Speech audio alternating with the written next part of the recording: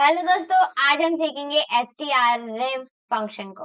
अब ये str_rev function क्या होता है, इसका मतलब समझते हैं सबसे पहले। तो अगर आपके पास कोई भी स्ट्रिंग है और आप उसको बिना किसी प्रोग्रामिंग के थ्रू रिवर्स करवाना चाहते हो, तो str_rev जो हमारा फंक्शन होता है इसका यूज कर सकते हो। जैसे कि यहाँ पे आपने लिखा हेलो, मतलब इस फंक्शन के आपने हेलो प्रोवाइड किया, मतलब इस फंक्शन जो भी हमारा str_rev फंक्शन है उसके अंदर आपने क्या प्रोवाइड किया, हेलो वर्ड को प्रिंट करवाया। लेकिन आपका जो रिजल्ट होगा उसको उसमें क्या आपको सीन दिखाई देगा, मतलब जो भी आपका आउटपुट है उसमें क्या दिखाई देगा, OLLEH, मतलब हेलो को उल्टा कर दोगे तो वो वाला वर्ड आपको यहाँ पे दिखाई दे जाएगा। अब इसको उल्टा पढ़ना थोड़ा सा मुश्किल है, वो आप खुद भी कर सकते हो, तो ये सारी चीजें मैं आपके ऊपर डाल देती हूँ। तो यहाँ पे सबसे पहले हम देखते हैं कोडिंग को। तो हैशटैग इंक्लूड stdio, और ये जो होती है, ये जो फंक्शन होता है स्ट्रिंग डॉट एच में ही आया जाता है। मतलब हमने आज देखा कि हम अभी तक हमने जितना भी पढ़ा था स्ट्रिंग डॉट एच में 4 फंक्शंस हमने पढ़े थे, लेकिन आज हम 5th फंक्शन भी यहाँ पर पढ़ रहे हैं।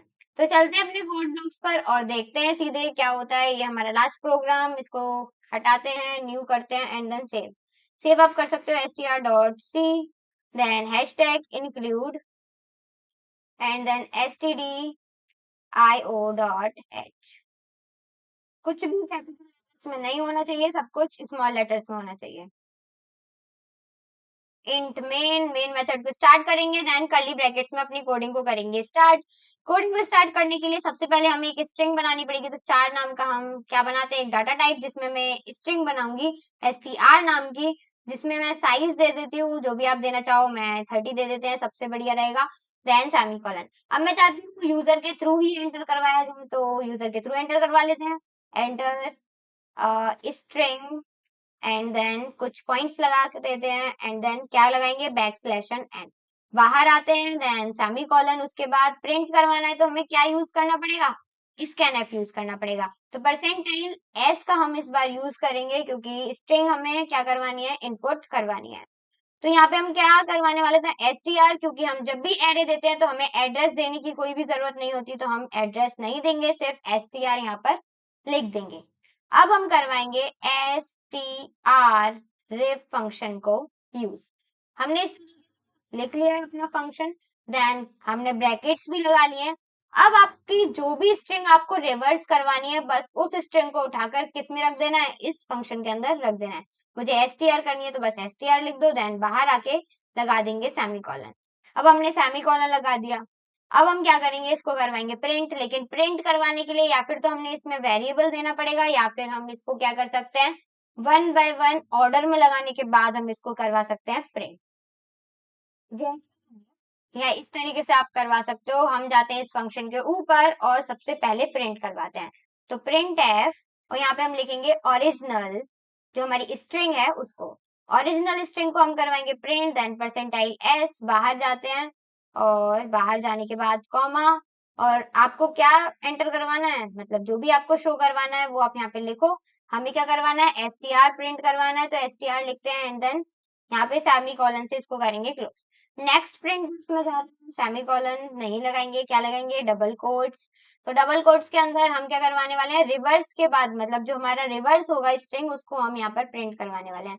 तो रिवर्स स्ट्रिंग, देन यहाँ पे लगाएंगे परसेंटाइल s, और आगे जाने के बाद लिखेंगे str, और बाहर जाने के बाद सेमीकोलन।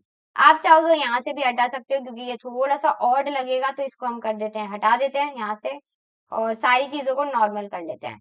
बस एक बार ही हम क्या करेंगे, इसको रन करेंगे ना तो आपको दिखेगा कि आप एरर निकाल रहे हो। मैंने तो अभी रन किया ही नहीं है, इसीलिए आप रन करोगे तो जरूर एरर दिख जाएगा, क्योंकि हमने string.h हेडर फाइल को इंक्लूड करा ही नहीं है। तो आप जब भी इन फंक्शंस को यूज करोगे तो आपको क्या करना पड़ेगा, string.h हेडर फाइल का यूज करना पड़ेगा जब भी आप malloc, calloc, free या फिर reloc, या फिर एक लास्ट हमारा फंक्शन जो आज हम पढ़ रहे हैं str_rev फंक्शन को, अगर इसका यूज कर रहे हो तो आपको क्या, कौन सी हेडर फाइल यूज करनी पड़ेगी, string.h। चलिए एक बार रन करके देखते हैं और हमारा रिजल्ट क्या आता है एक बार शो करके देखते हैं। हो सकता है गलत आ जाए, हो सकता है सही आ जाए, मैंगो मतलब सही आना चाहिए। तो यस, हमारा जो रिजल्ट है वो सही आया है, लेकिन सब कुछ मिक्स हो गया है क्योंकि हमने क्या नहीं लगाया है, \n। n लगते हैं, लगाते हैं क्योंकि हम ये वाली चीज हमेशा भूल जाते हैं। और F9 करते हैं और अब देखते हैं क्या हमारा रिजल्ट आता है। मैंगो, ऑरेंज, जो भी आपको लिखना है वो आप लिख सकते हो। मैंने लिखा मैंगो। पहले तो आया ओरिजिनल स्ट्रिंग मैंगो, देन फिर आया रिवर्स स्ट्रिंग OGNAM। अब इसको क्या बोलेंगे, ऑगनम वगैरह जो भी है वो आप यहाँ पे खुद से पढ़ लीजिएगा, ठीक है, क्योंकि रिवर्स होने के बाद वर्ड जो होता है वो कुछ और ही बन जाता है। अगर मैं हेलो को उल्टा करवाऊं तो हेलो को भी उल्टा करवा सकते हैं, तो हेलो लिखा। देन अब आप यहाँ पे देख सकते हो जो हमारा हेलो है वो ओरिजिनल तो हेलो है, लेकिन जब रिवर्स किया तो ये कुछ और ही बन चुका है। ओल है, जो भी है वो आपके ऊपर है, आप कुछ भी पढ़ो, उससे मुझे कोई मतलब नहीं है। आई होप सारी चीजें कवर हो गई होंगी, समझ में आ गई होंगी। अभी भी कोई कंफ्यूजन, कोई भी डाउट या फिर कुछ भी ऐसा है जो समझ में नहीं आया तो आप हमसे पूछ सकते हैं कमेंट बॉक्स में लिखकर।